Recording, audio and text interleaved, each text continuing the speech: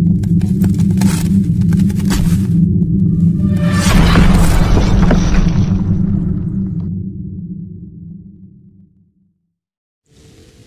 ini merupakan lanjutan kisah saat Garuda ingin membantu Dewa Wisnu dan Dewi Laksmi.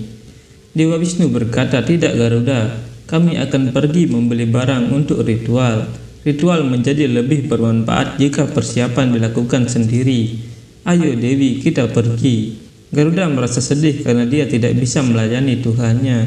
Melihat kesedihan Garuda, Dewi Laksmi berkata, "Kamu tidak bisa menjadi kendaraan Tuhan, setidaknya kamu bisa menjadi kusirnya." Garuda berpikir, seandainya aku kuat hari ini, aku pasti bisa membantu Tuhanku. Kesombonganku membuatku kehilangan kesempatan ini. Garuda berkata, "Terima kasih Ibu." Garuda kemudian menjadi kusir gerobak dan membawa Sri Wisnu dan Dewi Laksmi ke pasar. Dewi Laksmi berpikir, meskipun duniawi, tempat ini dan orang-orangnya sangat indah. Melihat kegiatan Sri Wisnu, Ganesha berkata, "Kegiatan Dewa Wisnu sungguh luar biasa." Sri Wisnu berkata, "Dewi, sungguh pemandangan yang begitu indah."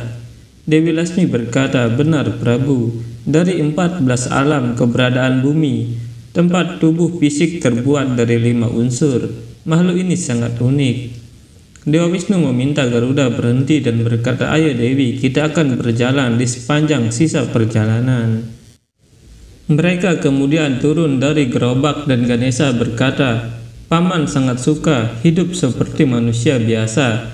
Di pasar mereka melihat banyak orang dan Dewi Laksmi berpikir, semua pemuja sangat bersemangat dan bersiap untuk merayakan Navaratri.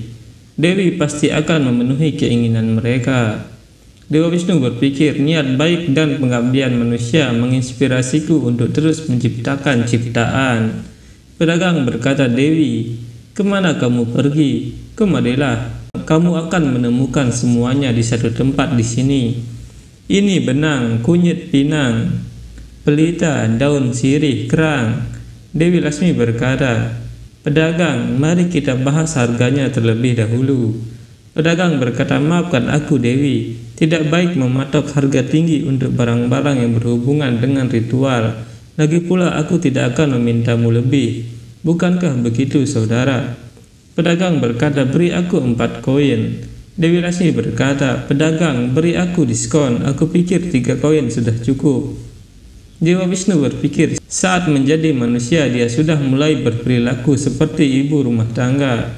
Pedagang berkata, "Maafkan aku Dewi, tapi hal-hal yang dipersembahkan kepada Tuhan tidak bisa ditawar, itu tidak baik." Garuda berbisik, "Dia adalah Dewi Laksmi, simbol kekayaan, mengapa dia menawar jumlah yang begitu kecil?" Dewa Wisnu berkata, "Begitulah wanita Garuda, mereka senang menabung. Apakah kamu memahaminya?" Sri Wisnu berkata, "Tuan, jika kamu memberinya diskon 1 koin, maka Dewi Laksmi akan memberimu 10 kali lebih banyak." Pedagang berkata, "Kamu telah menyebut nama Dewi dalam hal ini, bagaimana aku bisa mengurangi kemuliaannya? Baiklah, potongan harga diterima." Setelah berbelanja, Sri Wisnu pergi ke pedagang makanan. Di sana dia membeli banyak makanan dan mencicipinya. Melihat itu, Garuda dan Dewi Laksmi bingung karena Sri Wisnu malah membeli makanan yang banyak. Ganesha berkata, "Melihat begitu banyak makanan yang lezat, paman pasti tergoda. Meskipun jauh, aku juga tidak dapat mengendalikannya." Sri Wisnu terus membeli makanan dan menghabiskannya. Garuda berpikir, apa rencana Tuhan sekarang? Dia bertingkah seperti manusia. Tapi melihat wajah Dewi Laksmi, Sri Wisnu mengurungkan niatnya untuk membeli makanan lagi. Sri Wisnu berkata, "Tuan, tolong sisanya dibungkus saja." Setelah itu mereka pergi ke pedagang arca dan Sri Wisnu berkata, "Tuan, berikan kami yang ini."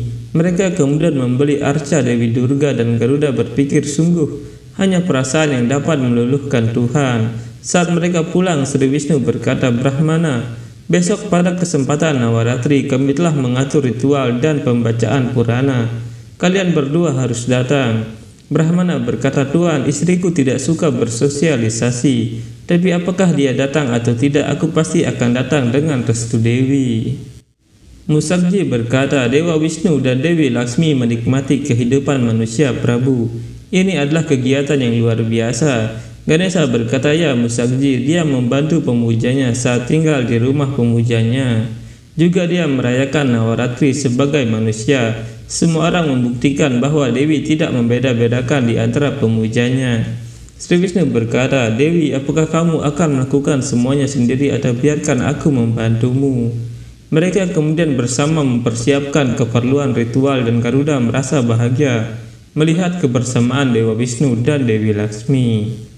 Sri Wisnu berkata, "Aku tidak sabar menunggu besok." Dewi Laksmi berkata, "Ya Prabu, aku merasakan hal yang sama, tapi Prabu, akankah dia datang sebelum doa pertama besok?" Sri Wisnu berkata, "Dewi, dia datang setiap tahun, dia pasti akan datang tahun ini juga." Dewi Laksmi berkata, "Ya Prabu, tapi aku tidak bisa menunggu." Garuda berkata, "Prabu, Ibu Dewi, siapa yang akan datang?"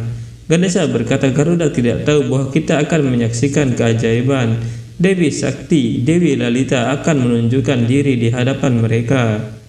Dewi Laksmi berkata, "Tunggulah besok Garuda." Saat itu Brahmana sedang makan dan berkata, "Wah, makanannya enak, kamu semakin baik dalam memasak." Istrinya berkata, "Ini adalah masakan yang biasa aku buat, tapi aku telah mengamati bahwa sejak para tamu datang, kamu menjadi lebih bahagia." Brahmana berkata, "Sebenarnya mereka akan memulai ritual dan perayaan mulai besok.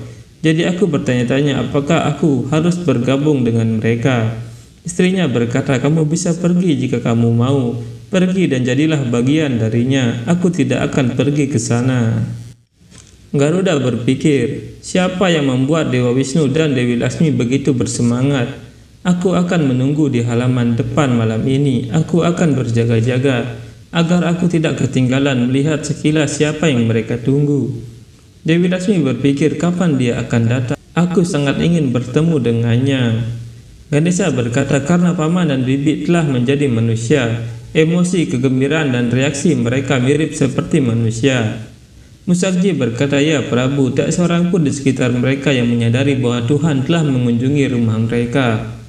Ganesha berkata, "Ini adalah rencana yang luar biasa. Aku sudah sangat menikmatinya sehingga aku tidak tahu apa yang akan terjadi ketika Dewi Sakti mengunjungi mereka. Akankah Garuda beruntung menyaksikan ini?"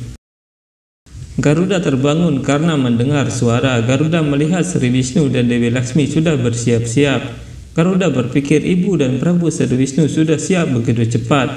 Matahari masih belum terbit, sepagi ini jauh sebelum fajar. Dewi Laksmi dan Sri Wisnu duduk di depan ranggoli sambil menghidupkan dipa. Garuda berpikir bagaimana dipa bisa bersinar lebih terang. Sihir apa ini? Garuda terus menyaksikan lampu dipa menyala semakin terang dan membuatnya silau. Tiba-tiba Garuda pingsan di bawah pohon karena cahaya yang luar biasa itu.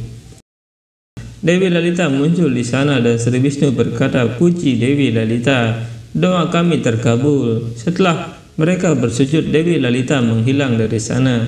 Dewa Wisnu membangunkan Garuda dan Garuda berkata, "Ibu, siapa dia yang bersinar begitu terang sehingga aku tidak bisa mentolerirnya dan jatuh pingsan?"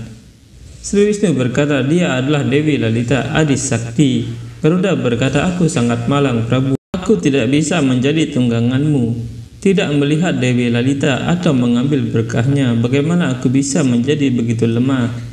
Dewi Laksmi berkata, "Garuda, itu karena kamu tidak tahu kekuatannya. Sebelum mengenal Dewi yang perkasa, semua orang merasakan ego bahwa kekuatan mereka adalah milik mereka. Tapi ego harus dihancurkan dan baru setelah itu kita memahami kekuatannya. Kamu tahu, kamu bukan satu-satunya yang melakukan kesalahan ini. Hal yang sama terjadi dengan Prabu Sri Wisnu juga." Musakji berkata, "Dewa Wisnu menunjukkan ego itu luar biasa. Dia yang memelihara seluruh dunia, bagaimana dia tidak menyadari kekuatan Dewi Adi Parasakti?" Ganesha berkata, "Bahkan aku tidak mengetahui cerita ini." Garuda berkata, "Prabu, bagaimana bisa?" Dewa Wisnu berkata, "Hanya ada kekuatan tertinggi di awal penciptaan. Tidak ada awal dari kekuatan dan juga tidak ada akhir. Dewa Siwa adalah yang pertama diciptakan dari kekuatan itu. Lalu aku diciptakan, yaitu Wisnu.